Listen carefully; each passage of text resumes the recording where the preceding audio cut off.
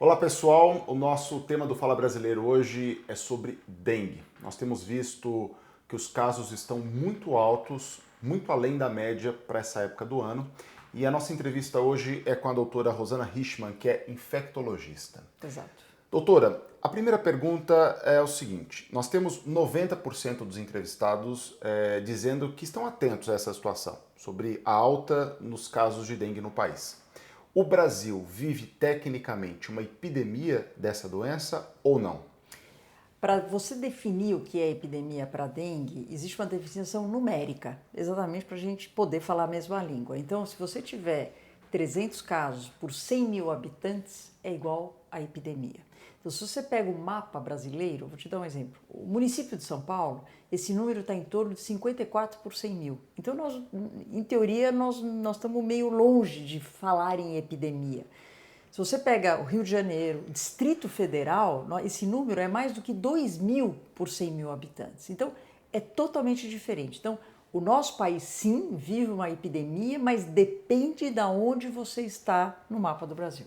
Para outros casos, para outros locais como São Paulo, é só uma alta muito além Não, da uma média. alta super. E o fato de ter esse número baixo não significa que nós estamos tranquilos. O número, e praticamente todos os locais, inclusive região sul, que normalmente a gente não combina dengue com um clima mais frio, vamos dizer assim, mudou tudo. Se você pegar hoje o estado do Paraná, ele está super acima também. Então, o número de casos, de uma maneira geral, falando em início do ano, dengue, tradicionalmente o pico de casos é abril, maio.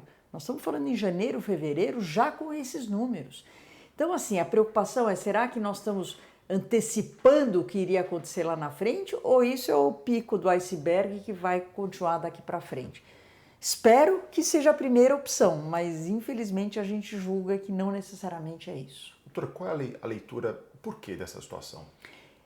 Dengue está muito relacionado com mudança climática, isso é fato, né?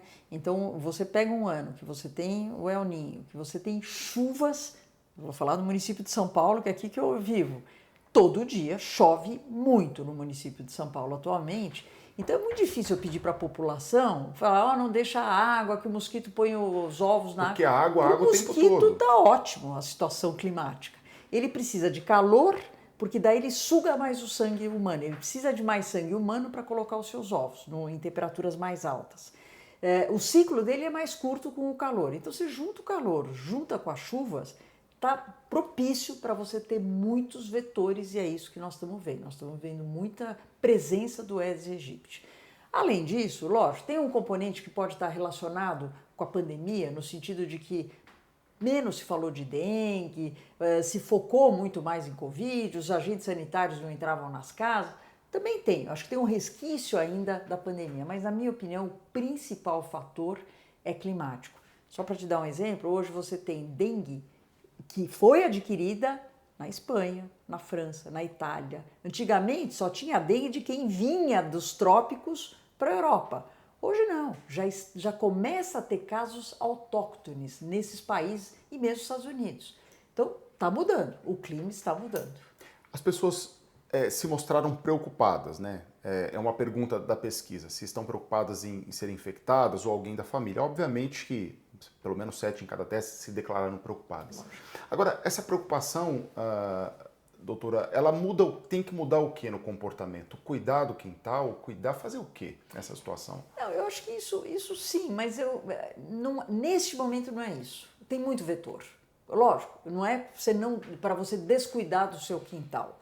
Mas eu diria que neste momento o mais importante é proteção individual, para você não se infectar, manga comprida, certo? Roupas claras, calça comprida. Então, se você sai de shortinho e regata, a chance é maior. A chance é maior.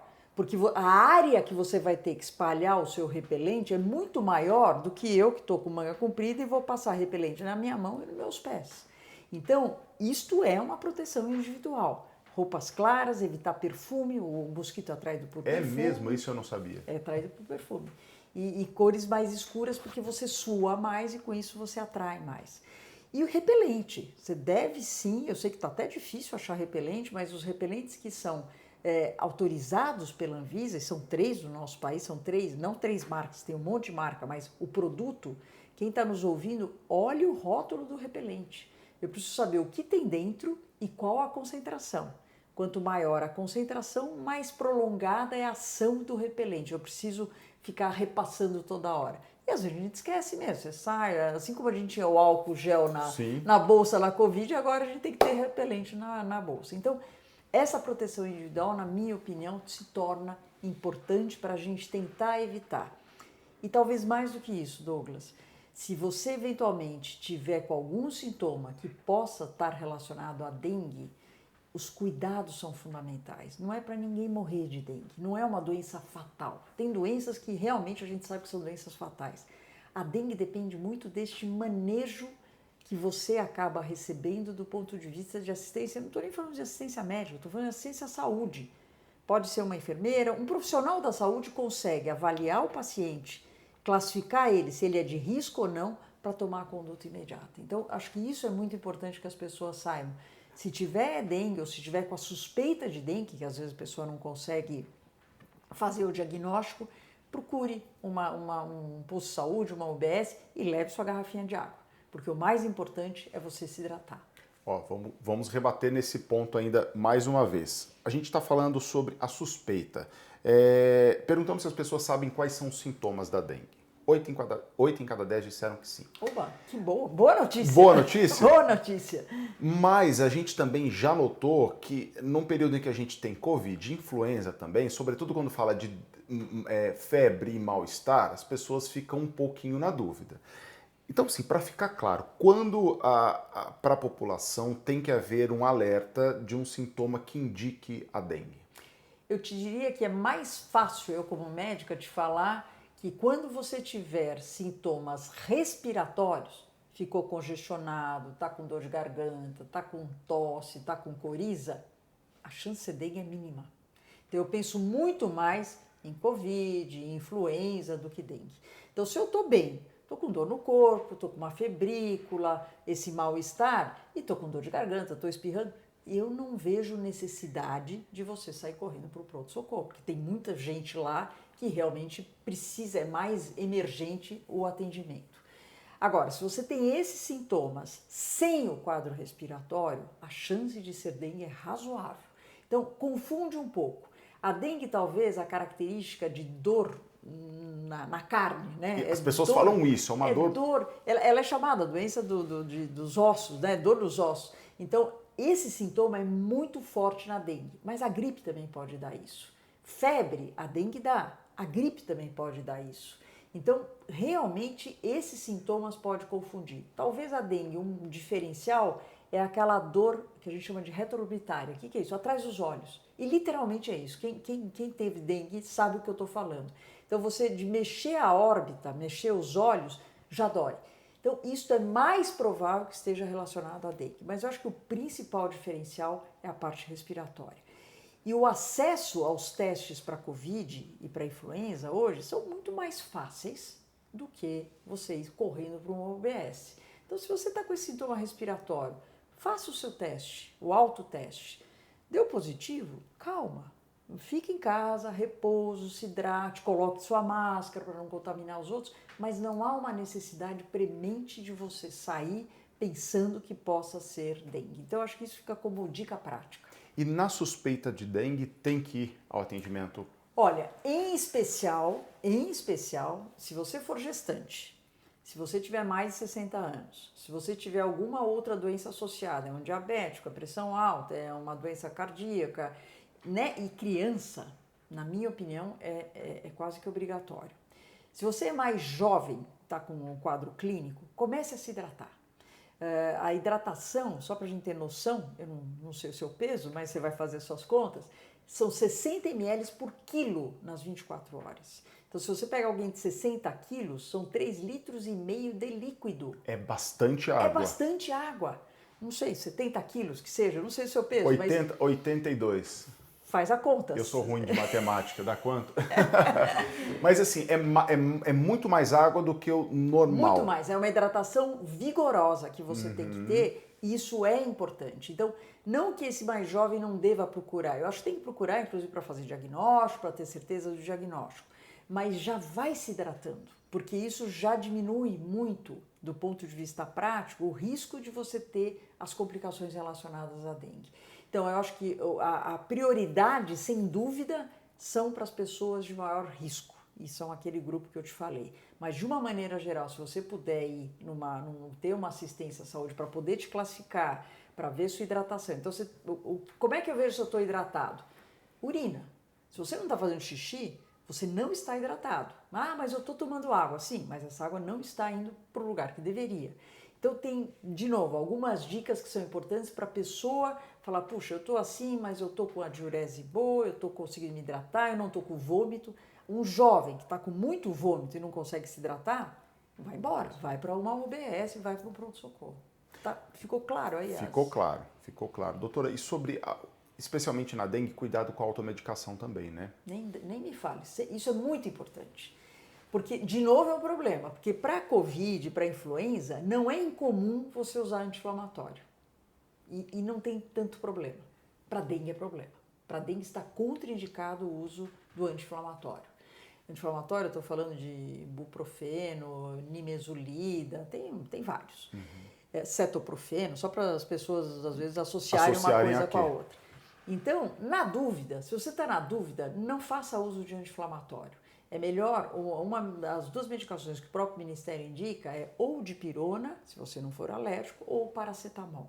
É mais seguro, se você está na dúvida, se pode ser uma coisa ou outra. Porque daí você resolve ali a febre, um pouco da dor no corpo, sem colocar em risco. E eu estou vendo muita gente, o pessoal me questionando sobre o uso de antibiótico para tratar dengue. Gente, não existe isso. Então tem gente veiculando falsas notícias de que algumas drogas, certamente tem interesse comercial por trás disso. Dengue é vírus, não adianta você dar antibiótico. Então tem algumas coisas... Cuidado com as fake news, que a gente então, precisa tomar né? cuidado, porque de novo está começando isso. Isso é um problema. Quanto mais antibiótico eu uso sem necessidade, mais as bactérias começam a ficar resistentes. Que daí eu causo um outro problema. Doutora, eu não quero que as pessoas, obviamente, tentem se tratar em casa, mas existe um protocolo de tratamento? Ou é melhor a gente falar, vá ao médico e daí ele define? Não, Como é que assim, se trata a dengue? existe um protocolo muito bem definido pelo Ministério da Saúde, que está na internet. Claro, é voltado ao profissional da saúde. Se você não é profissional da saúde, talvez você tenha um pouco mais de dificuldade de entender. Mas ele classifica em 4 grupos. E depende do grupo que você está, você vai fazer de um jeito. É claro que nessa definição tem a pressão arterial, tem alguma coisa de exame de sangue, então não é tão simples. Mas o protocolo em si, o básico, em qualquer uma das letras, é hidratação. Esse é o básico, tá? Então eu digo que do ponto de vista de autotratamento, eu diria que hidrate-se. Se tiver com muita dor de cabeça, pode tomar paracetamol ou dipirona, precisa ver só se você não é alérgico à dipirona, que tem uma porcentagem da população que é alérgico, e vai com calma para o hospital. Claro, se você está sem diurese, se você está sentado, levanta, tudo gira, vai para o hospital, porque daí significa que a sua pressão está muito baixa e o líquido, em vez de estar dentro do vaso sanguíneo, está fora. Então, é um sinal de alarme. Já que a gente está falando de sinais de alarme, isso é bem importante. É aquele vômito que não passa, de jeito nenhum. É dor abdominal constante, persistente. Não é cólica, é aquela dor que ela não vai embora, porque isso é o fígado que aumenta de tamanho e dói. O fígado ele distende e ele dói. Qualquer sangramento, escovei o dente, sangrou na escova. Fui evacuar, sangrou um pouco nas fezes, ou na urina. Qualquer sangramento também é um sinal de alarme. E essa coisa que a gente chama de lipotímia, que é quando você levanta e tem tontura. Isso significa, em outras palavras, que sua pressão está muito baixa. Vacina. A gente tem aí essa vacina chegando. Ela é a grande arma contra essa doença. Como é que é, doutora? Ela será. Ela será? Ela será. Neste momento, ela não é, porque nós não temos quantidade suficiente. A OMS, a Organização Mundial da Saúde, estima que mais da metade da população mundial, porque quem vive nos trópicos é mais da metade maior da população mundial, está sob risco de dengue. e não tem vacina para toda a população que está sob risco. E eu acho até que não terá vacina para toda essa população que está sob risco. Então, primeiro, quanto mais vacinas eu tiver, quanto mais fabricantes eu tiver, melhor para todo mundo. E espero que esse primeiro passo de ter uma vacina é o começo de um passo largo para, de fato, a gente ter outros fabricantes para ter mais disponibilidade de doses de vacina. A gente imagina, Douglas, que quando eu tiver uma porcentagem de pessoas vacinadas, não precisa ser todo mundo, né? Mas eu vou dar um exemplo prático. Vamos supor, eu estou vacinada e você não está vacinado. E vem uma fêmea do Aedes aegypti e me pica. Se eu estou vacinada e eu não estou com o vírus, a fêmea não se infecta. Então, mesmo que ela te pique, você não vai ter dengue mesmo sem ter sido vacinado. Então, quando eu tenho uma grande proporção da população, metade ou até mais da metade da população de uma cidade vacinado, eu não preciso vacinar toda a população.